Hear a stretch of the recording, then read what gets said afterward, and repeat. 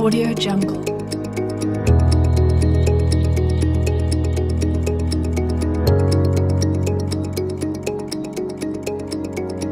Audio Jungle.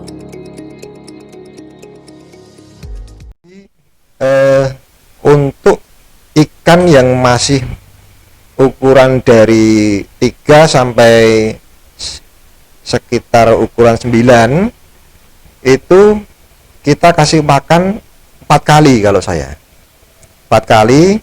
Nah, nanti untuk 9 ke atas sampai LBG itu saya kasih pakan 3 kali 4 kali itu pagi setelah jam setengah 8, terus siang antara jam setengah 11 sampai jam 1, terus sorenya setelah jam 4 sampai jam 6 sore, malam kisaran jam 11 sampai jam 2 pagi gitu. Nah, untuk takaran itu nanti kita bagi umpamanya 10%, taruh ketemu umpamanya 10 kilo.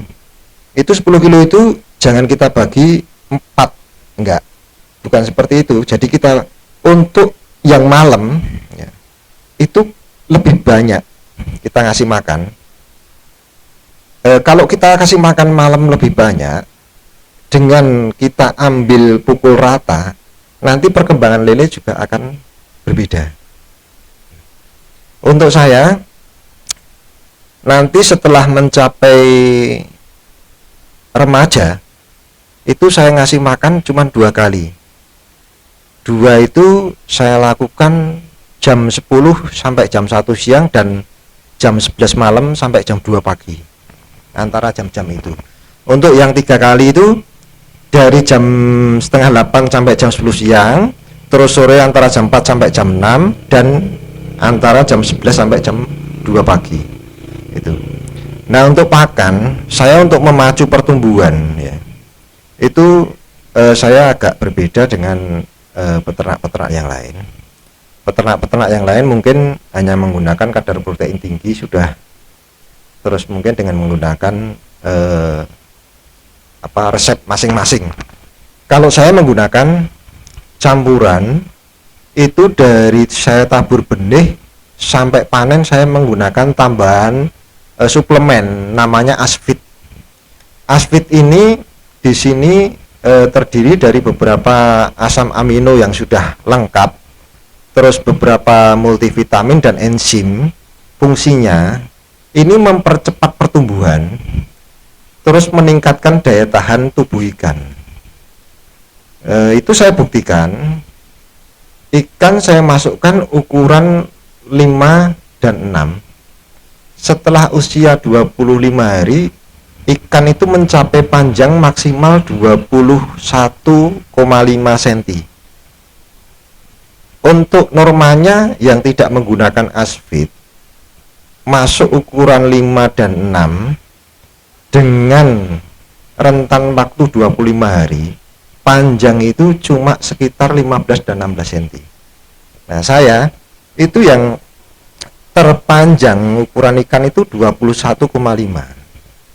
Memang kalau kita melihat hanya sisi dari nominal, ya kita pasti akan kaget dengan harga Asfit yang mahal. Tapi kalau kita melihat sisi yang lain, dengan masa panen yang lebih cepat, saya bisa menghemat. Untuk yang biasa mungkin 3 bulan sampai 3 bulan setengah baru panen, saya bisa menghemat kisaran 55 sampai 60 hari saya panen. Jadi saya bisa menghemat sekitar 1 bulan. Nah, 1 bulan itu saya perhitungkan asumsi dengan pakan 1 sak saya pakai untuk 3 hari. Berarti saya menghemat 10 sak pakan. Saya kalikan 1 sak aja 335. Saya berarti sudah ada penghematan 3 juta lebih. Saya hanya mengeluarkan tambahan uang untuk pembelian Asfit paling cuma 5 kilo. 3 juta lebih, sekitar 3,5 juta saya potong paling nggak nyampe 1 juta. Saya masih ada keuntungan 2 juta lebih. Dari itu saya menggunakan tambahan lagi fermentasi dari beberapa bahan-bahan rempah, terus dari susu bayi saya campurkan ke situ juga. Jadi untuk peternak yang lain rata-rata ada yang untuk mengejar berat dari lele, mereka menggunakan, ada yang bangkai ayam, ada yang menggunakan bangkai bebek atau entok atau lain-lain. Tapi itu tidak bagus untuk kesehatan. Makanya saya lebih baik saya mengejar dengan menggunakan yang bagus untuk manusia juga. Saya menggunakan tambahan susu maupun asfit itu. Susu bayi yang saya pakai di sini. Nah itu untuk asfit 1 kilo itu bisa digunakan kurang lebih 200 kilo pakan untuk asfit 1 kilo. Jadi pemakaian kira-kira untuk yang masih menggunakan pelet ukuran PF 500, 800, 1000 itu sekilonya sekitar 2 tutup botol aqua untuk per kilonya. Tapi kalau yang sudah menggunakan min 1, min 2, min 3 untuk ukuran pelet itu hanya 1 kilo cukup untuk 1 tutup botol gitu. Nah sementara saya memang menggunakan pakan Cargill untuk nantinya saya menggunakan pakan dari produk sahabat saya sendiri nanti yang kandungan protein maupun gizinya itu setara dengan makan yang harga mahal, tapi untuk nominalnya lebih murah. Otomatis nanti menambah keuntungan yang akan kita raih. Itu produk dari pakan yang nanti akan saya pakai itu sudah sesuai dengan kandungan gizi dari asfit maupun fermentasi yang saya pakai. Jadi untuk asfit kita pakai dengan Cargill ini masih, kalau orang belum begitu paham, masih agak susah untuk menyesuaikan. Soalnya kalau memang terlalu banyak overfeeding ya, kita mengasih makan terlalu lebih dengan kadar protein tinggi, itu nanti kebanyakan ya ikan itu kena di hatinya. Hati ikan akan rusak, kuning, itu terjadi pembengkakan biasanya. Sebenarnya untuk menggunakan pakan jenis protein tinggi itu tidak perlu kita kalau dicampur dengan asfit, kita tidak perlu memberikan makan itu yang over. Kita memakai perhitungan sekitar 7 atau 8% aja dari total berat ikan yang ada di dalam kolam. Karena saya itu pengen mengejar FCR yang rendah, terus saya pengen memangkas waktu lebih banyak, makanya saya memberikan kandungan protein yang lebih, dengan harapan 45 hari saya sudah bisa memanen untuk panenan pertama. Jadi harapan saya bisa memangkas waktu 45 hari juga. Soalnya untuk lele ini Pak, atau mungkin semua jenis ikan, tidak mungkin kita, contoh umpamanya kita nanam ikan 10.000 terus nanti bisa panen langsung 10.000, belum tentu. Karena perkembangan lele atau ikan-ikan lain tidak akan mungkin sama. Biasanya itu melalui 3 tahap. Untuk panenan pertama kisaran 60-70%, setelah itu menurun mungkin 20-25%, habis itu sisanya. Karena apalagi dengan kapasitas yang over seperti yang saya pakai, itu lebih riskan lagi. Kalau pengawasan kita lengah sedikit, itu resiko yang kita ambil itu banyak sekali. Jadi kalau memang belum mencukupi keseluruhan kemampuan kita, ya kelabakan juga kalau mempraktikkan seperti ini. Saya untuk satu kolam aja sebenarnya sama dengan saya itu memelihara ikan 3,5 kolam, tapi saya padatkan untuk satu kolam gitu.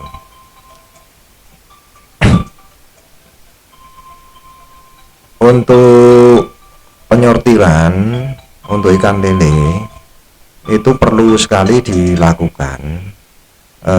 Penyortiran itu kita lakukan, kalau saya hanya melakukan di standar L3, lele baru gede terus remaja. Nah setelah itu kita konsumsi. Untuk kalau kita sudah masuk ke penyortiran konsumsi, ya berarti sudah kita siap jual. Untuk konsumsi ini saya menggunakan sortiran dari 6 sampai 12, maksudnya 6 ekor isinya untuk berat 1 kilo sampai 12 ekor isi ikan lele untuk berat 1 kilo, seperti itu. Nah, mungkin secara garis besar itu yang saya sampaikan. Atau mungkin ada pertanyaan dari bapak-bapak, monggo silahkan. Ya, untuk pemasaran saya itu ada dari Sragen, ada dari Sukoharjo, terus ada dari Boyolali, saya ada beberapa dari Jogja.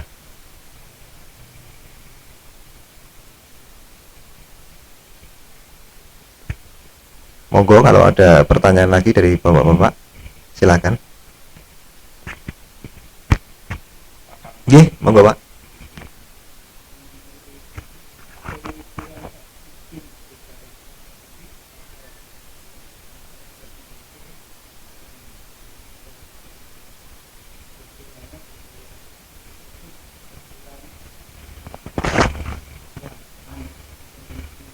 Oh, lele. Oke. Itu kita ada alat pengukur pH, Pak. Alat pengukur pH itu ada. Nah, itu nanti alat itu kita celupkan ke dalam air, nanti di situ keluar angkanya berapa pH yang ada di dalam air itu. Ya, itu. Terus untuk masalah oksigen nanti untuk berapa ukurannya atau berapa kapasitas, itu tidak bisa dijadikan ukuran, Pak. Saya aja menggunakan ini, peternak yang kawan-kawan yang main ke sini itu banyak yang nggak percaya, Pak, dengan kapasitas lele yang saya masukkan ke dalam kolam. Rata-rata mereka menyampaikan, ada yang bilang sama saya sudah memelihara over berapa, saya bilang, berapa kamu memelihara over? Saya memelihara 5.500. Sedangkan saya masuk ikan itu bisa mencapai 14.000. Jadi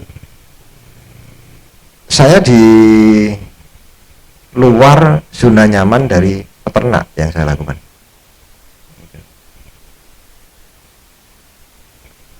Monggo kalau ada pertanyaan lagi, Pak.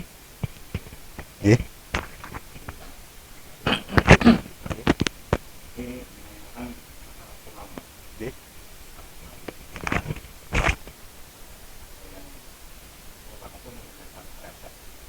Oh, terpal, Pak. Terpal lagi. Ya, itu nggak masalah, Pak. Saya juga menggunakan terpal. Jadi yang saya praktekkan ini, Pak, itu saya menggunakan terpal ukuran D3. Saya pakai terpal kualitas terbaik, Pak. Itu. Nah itu sebelum terpal itu kita pakai, ya, itu saya cuci dulu menggunakan sunlight. Nah, setelah saya cuci dengan busa yang halus itu, nah, setelah itu terus saya diamkan. Setelah diamkan kira-kira setengah jam baru saya semprot air. Busa sudah keluar semua, terus kita gosok dengan rinso, Pak. Rinso pakai sikat, sikat kamar mandi boleh, sikat untuk nyuci baju boleh. Nah itu kita diamkan lagi kira-kira setengah jam, terus kita semprot lagi. Itu insya Allah sudah nggak ada masalah gitu.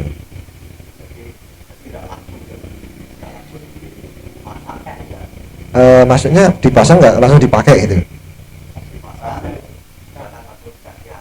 Oh enggak, oh enggak, ya bisa Pak, bisa itu langsung. Kalau memang ini dipasang selesai mamanya, terus langsung kita bersihkan, nanti kira-kira 1 jam kita pakai nggak masalah gitu. Apalagi yang penting seperti air Pak, air itu kalau air di sini, air sungai ini kan air sudah jadi Pak, air sempurna ibaratnya sudah jadi dengan menggunakan air ini sebenarnya warga sini itu sudah sangat-sangat beruntung gitu. Sebenarnya beruntung sekali warga sini kalau mau memanfaatkan. Karena apa? Ini dikelilingi air yang sudah jadi semua. Jadi untuk memelihara ikan itu sudah nggak ada kekhawatiran sebenarnya Pak. Ini sangat menguntungkan untuk warga sini sebenarnya Pak. Gitu. Nah, kalau orang-orang yang di tempat lain harus menggunakan air dari sumur, ya dengan kadar oksigen yang rendah, pH rendah, mereka harus mengolah dulu, harus menaikkan pH-nya dulu. Kalau di sini nggak perlu Pak. Mereka harus memakai E4, memakai ramuan ini dan sebagainya. Di sini nggak usah. Cukup kolam terpal kita pasang, udah selesai kita bersihkan, air masuk ikan nggak masalah. Jadi kita sebenarnya warga sini itu beruntung loh, gitu, menghemat banyak sebenarnya. Iya. Iya. Oh enggak, kalau untuk sawah kita lihat-lihat dulu, gitu loh. Justru dengan nanti seandainya banyak peternak di sini itu kayak petani itu diuntungkan sebenarnya. Iya, akan menghemat pupuk Pak. Gitu. Ya kalau nggak percaya silahkan aja besok kalau siang main ke sini. Itu rumput di dalam itu beda Pak, warna rumputnya dengan di luar ini beda Pak, dari suburnya beda. Iya, itu hijaunya aja beda. Itu pertumbuhan rumput itu cepat sekali di situ. Keuntungannya banyak sekali. Jadi kalau di sini mamanya banyak peternak ikan itu, wah saya rasa untuk petani ini banyak yang seneng ini, menghemat pupuk luar biasa nanti. Gitu.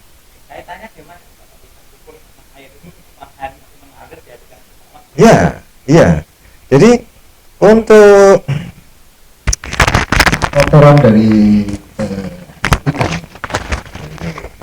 itu kan nanti bercampur dengan sisa pakan ya, dengan sisa pakan yang kita buang. Kalau saya kan sistem ngocor 24 jam, jadi keluar air terus, kotoran juga keluar.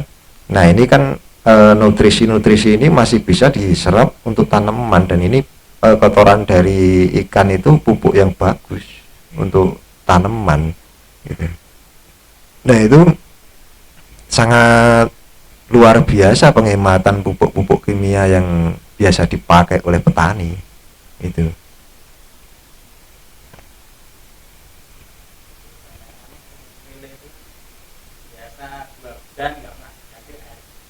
Ya, kebanyakan seperti itu, makanya mereka itu masa panennya itu lama. Itu bahkan pernah saya kan juga pengepul dulunya. Saya itu membeli lele-lele dulu itu dari daerah Matese, Karangpandan, Mojokedang, Sukoharjo, Wonogiri, Boyolali. Itu saya keliling saya beli. Itu bahkan saya pernah ketemu dan saya sendiri heran, itu ada instansi ya, ada instansi yang dibimbing oleh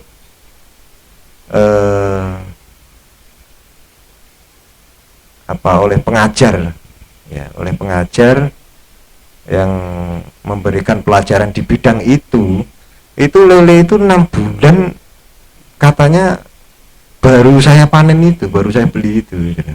Nah, itu.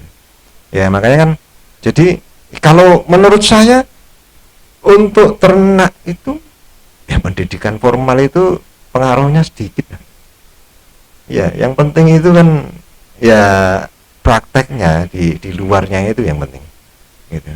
Kenyataannya saya juga nggak melalui pendidikan formal di situ seperti itu.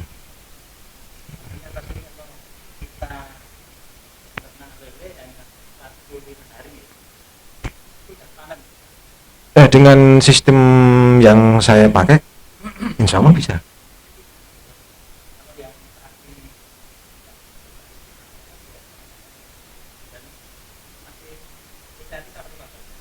Saya 25 hari itu panjang 21,5. Itu paling panjang 21,5 cm. Yang paling kecil mungkin karena berebut makanannya juga kurang dia, atau mungkin ada kendala dari kesehatan ikan itu sendiri, itu 16 cm panjangnya. Nah, itu saya menggunakan itu. Ya, saya menggunakan tambahan asfit sama fermentasi yang saya bikin. Itu. Enggak, saya memakai air dari sungai. Iya. Iya, iya. Jadi ini pas kebetulan sungai berhenti, ya, airnya saya menggunakan tambahan dari sumur untuk ini. Sebenarnya ya kurang begitu maksimal, gitu. Cuman untuk mengantisipasi, yang penting jangan sampai di dalam kolam utama itu kehabisan air, gitu. Kalau saya kan air dari sungai itu masuk ke dalam kolam utama. Nah, ini saya tarik dengan pompa celup masuk ke dalam bioflok ke dalam kolam terpal itu. Itu air itu mengalir 24 jam di situ. Ya. Kalau yang saya lakukan seperti itu, makanya saya berani tebar padat sampai 14.000 ekor dalam bioflok ukuran diameter 3 gitu. Ya, tingkat resikonya ya sangat tinggi terus terang gitu.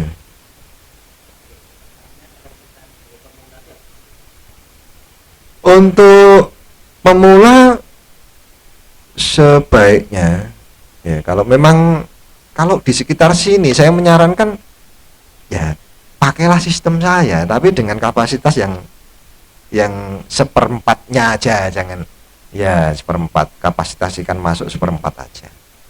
Nah, itu nanti otomatis pertumbuhan lele akan sangat cepat gitu. Soalnya kalau dengan sistem tebar sangat padat seperti saya, kalau mungkin teknik-tekniknya tidak menguasai, terjadi keterlambatan pertumbuhan ikan.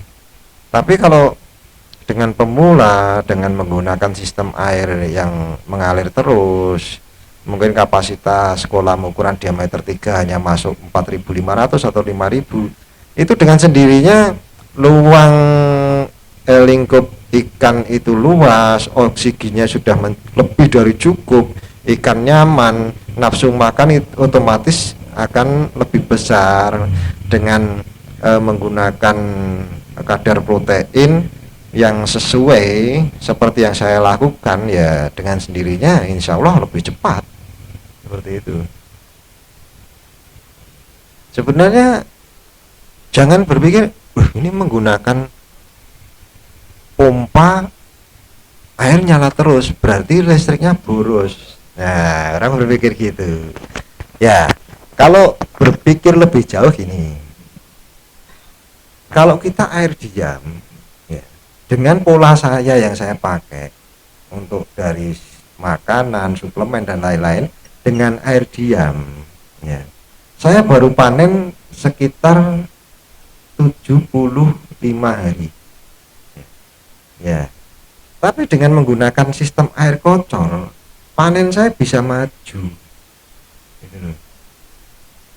Kalau masuk ukuran 56, tidak terjadi kendala apapun dalam hal ini penyakit, itu 45 hari sudah panen, berarti saya maju 30 hari, ya. Sekarang 45 hari, seandainya kapasitas kolam itu hanya kecil, otomatis menggunakan pompa juga kapasitas buat yang kecil.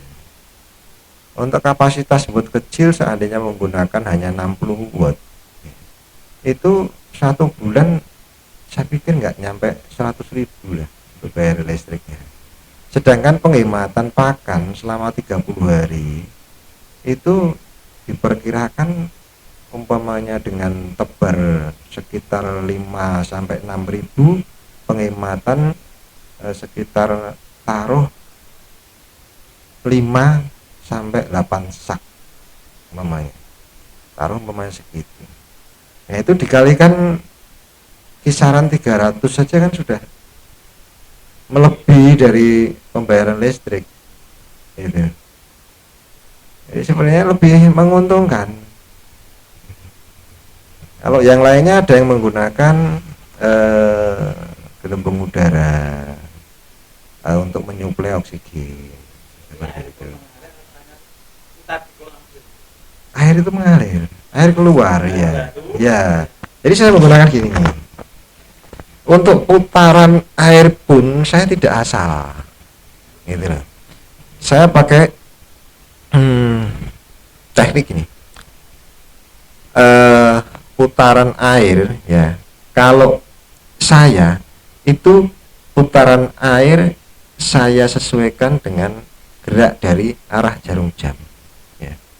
Kalau saya menggunakan gerak arah jarum jam, ini nanti kotoran itu akan turun ke dasar. Tapi kalau saya menggunakan kotoran yang sebaliknya, itu nanti kotoran akan naik. Ini kan kuncinya di jari kita ini. Kalau kita muternya ke sini, ini nanti akan naik, Pak. Ya. Tapi kalau kita muternya ke sini, ini nanti akan turun. Silakan dicoba aja, di copy aja. Ya. Betul. Teknik mengaduk kopi, kita aduk begini, Pak. Nanti pasti beda dengan teknik yang dibalik. Bikin 2 gelas, dicoba, nanti yang banyak ampasnya yang mana.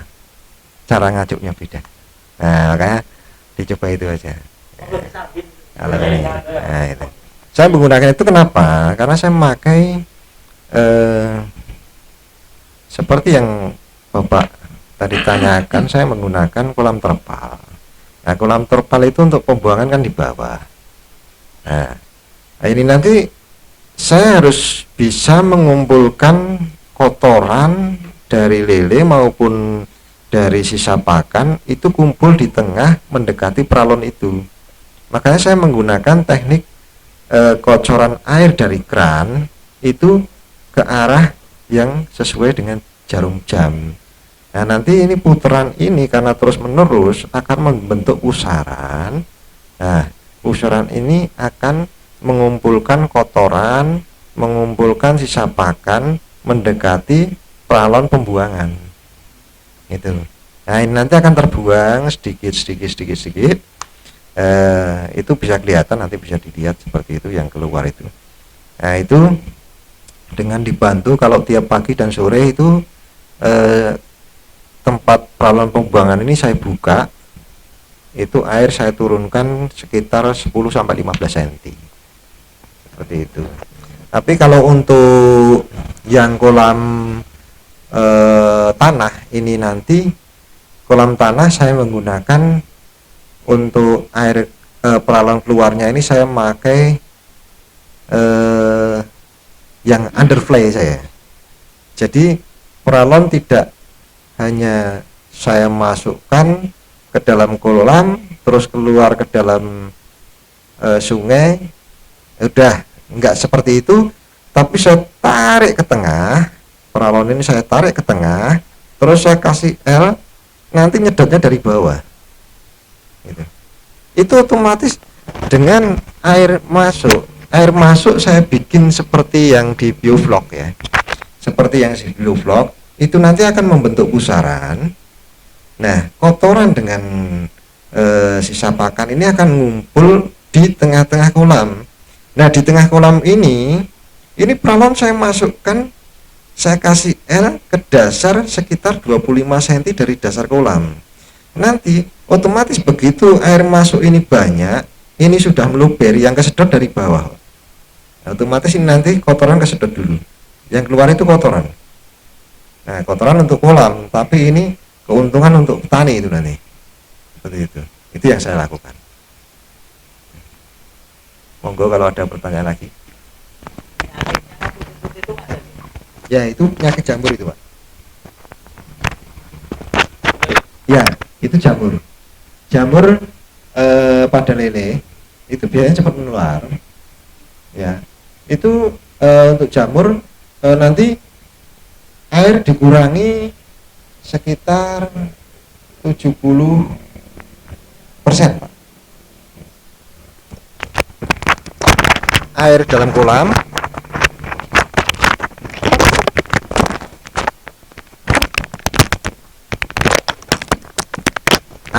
kolam itu kita kurangi 70% atau 70 atau 80% kita kurangi. Setelah itu kita masukkan, kalau saya pakai itu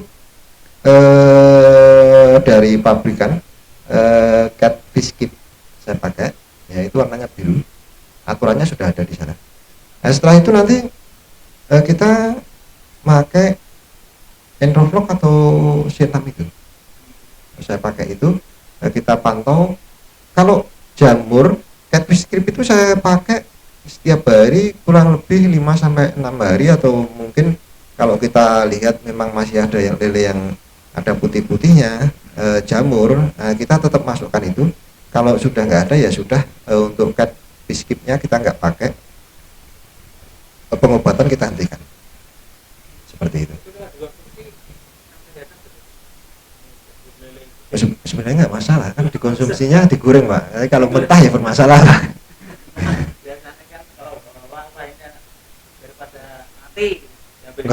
Nggak masalah, kalau digoreng nggak masalah, tapi kalau mentah dimakan ya kemungkinan bermasalah, Pak. Ya, digoreng kan insya Allah udah mati kumannya gitu.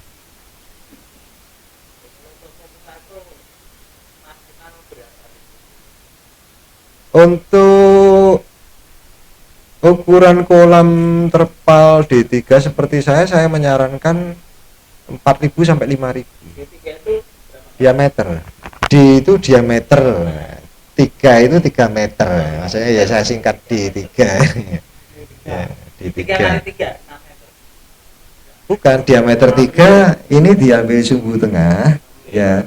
Ini berarti 1,5 kita ambil, ke sini 1,5, ke sini 1,5, berarti kan 3 meter. Diameternya tengah ini 3 meter.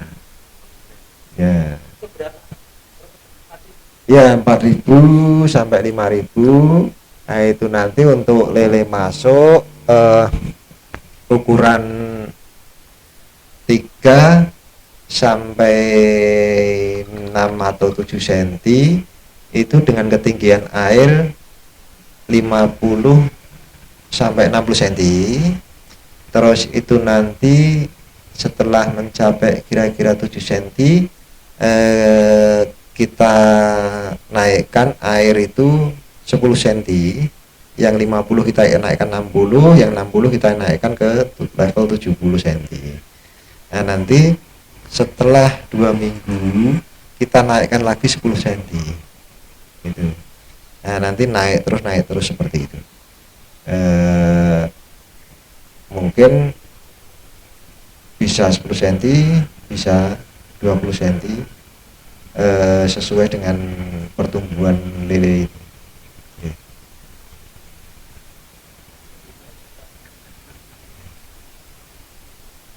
Tentang ekonomi untuk dari sampai untuk menaikkan ekonomi diri kita sebagai pengelola dan untuk masyarakat tadi Ya. mungkin bisa ditambahkan. Ya, untuk masalah dari sisi ekonomi, untuk lele ini, ya, khusus bagi warga sekitar sini itu sebenarnya untuk masalah air tadi kan sudah sangat diuntungkan.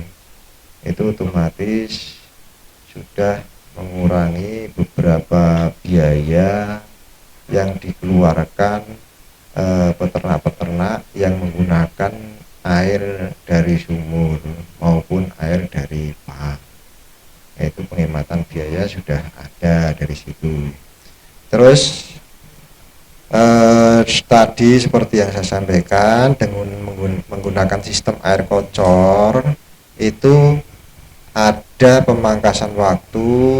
Dari sisi ekonomis saya tadi sudah saya sampaikan, kita mengurangi untuk pemakaian pakan, yaitu sudah masuk ya, dari penggunaan bahan-bahan untuk dasar campuran air kita tidak pakai. Kedua, dengan sistem air kocor kita sudah memangkas waktu, otomatis kita memangkas pakan yang kita gunakan, otomatis kita memangkas kos dari pembiayaan pemeliharaan lele. Dari sisi ekonomi keuntungannya kita ambil dari situ.